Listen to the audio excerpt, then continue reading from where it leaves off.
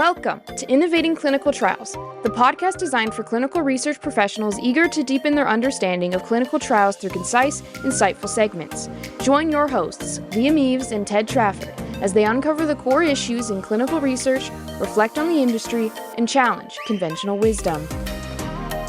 Hey, Ted, how are you doing, sir?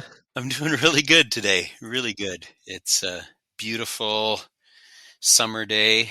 The only thing I'm disappointed about is now the days will get shorter from here on out. Yeah. There's no. I was only thinking that the other day. We were out somewhere, and someone said it was actually on the 21st of June, and someone said, "Oh, well, if there's enough light at the end of the day, we'll do this particular activity." And I thought, well, this is the longest day. If there's not light at the end of this day, there's never going to be. This is it. Yeah, we can't do it today. So.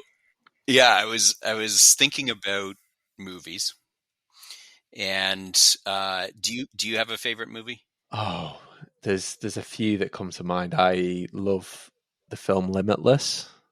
I love 80s. Oh, that's a good one. Yeah, 80s classics. I love 80s classics is where I go.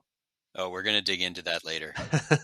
We'll definitely dig into that later. So yeah, like. I was thinking, so one of our family favorites from when my kids were young was The Princess Bride. Oh, great film. So today I thought we'd talk about how clinical trial sites are a little like the character Wesley in the movie The Princess Bride. I love it. And, for people listening, if you haven't seen the movie, you got to see it. It's got everything. It's got pirates, revenge, a giant, rodents of unusual size, duels, battles of wits to the death, and then, of course, true love. So just to mention also, this podcast episode has spoilers. So if you haven't seen the movie and you want to, you might want to tune out. But I'll pause here okay, we're good. So the movie starts off with Wesley. So Wesley's a farm boy who's working on a small farm in the country. And as he does his chores, the farmer's daughter, Buttercup, takes great pleasure in tormenting him and ordering him around. So each time Buttercup asks Wesley to do something, he always responds with, "As you wish."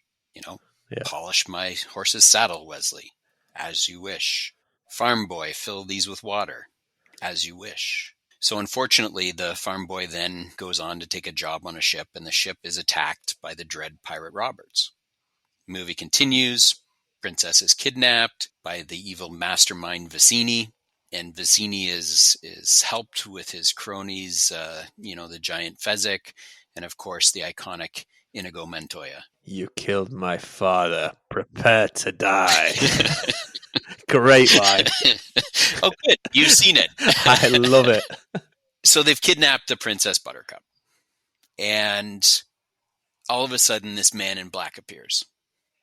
Man in Black pursues the kidnappers, defeats Inigo Montoya in a sword fight, bests the giant Fezzik in a fight, and eventually kills Vicini in a battle of wits. So fast forward through the movie, and eventually, the Man in Black becomes friends with Fezzik and Inigo Montoya, and they work together to rescue the Princess Buttercup. So now you don't need to see the movie. That's pretty much it. No, it's great. You got to see it. So the way I think about this and how it relates to clinical trials is typically in clinical trials, each time a clinical trial sponsor changes something in a study, sites typically just respond as you wish. The sponsor changes CROs midway in the study, and the sites say as you wish. They delay payments 6, 9, 12 months, and sites say as you wish. The sponsor says, "Oh, the drug needs to be relabeled. You need to do it as you wish." So, fans of the movie might find this next part inconceivable. But I would say that rather than being like Wesley and just saying, as you wish, sites need to be a little bit more like the Man in Black. In our story, the Man in Black is brave, meets all the challenges he faces head on. He's open to accept people he once viewed as enemies and instead build strong relationships with them. He's fiercely dedicated to his friends and stands for truth and justice and, of course, true love. So as he encounters each new foe, he overcomes them all because he is trained and prepared so extensively. So I really think sites should use the challenging experiences they face instead of just reacting to them. Take the time to evaluate them, learn from them, engage with their allies to solve each problem. So, sites often view other sites as competition. Yeah. And by working in silos and keeping isolated, we're weak. It's almost as if we've been mostly dead all day. But, as we learn in the movie, it turns out that the man in black is actually the farm boy Wesley. He had been kidnapped by the Dread Pirate Roberts, but instead of killing young Wesley, he taught Wesley to fight and survive. So I really feel like sites need to undergo that same transformation. Learn from others. Yeah. Seek out allies they may have once viewed as competition. And ultimately, push back on requests that add to more work in the study. I love it. Yeah, I really feel like sites are stronger if they band together. Yeah. Share challenges, discuss potential solutions. I use the example of, site payments delayed. They say it's that site voice of like getting together. It's so powerful. Just think like if we had an issue with a study, instead of just trying to deal with it on our own, if we engaged other sites and all the sites are going back to the same individual at the sponsor and saying, yeah, this isn't going to work. Do you think we'd have a better chance of actually influencing it? I don't know. I think so. Yeah. I don't think sites have to feel like they're alone in clinical research. No.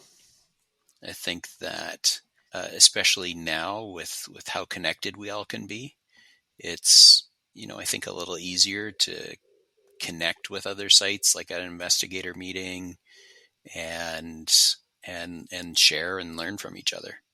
One thing that you said that was really interesting was about making sure that we're prepared for those conversations. I think that is such a important part of it, right? Is that don't go into those conversations just hoping for the best. Like, spend some time strategizing and thinking about how you're going to approach this in a way that is going to, the classic win-win, right? Is that actually how do we work with the sponsor? How do we communicate in this in such a way that it's not going to, it's going to be helpful, but also move us forward to what we want to do. So I love that, the preparedness of it, I think, is critical.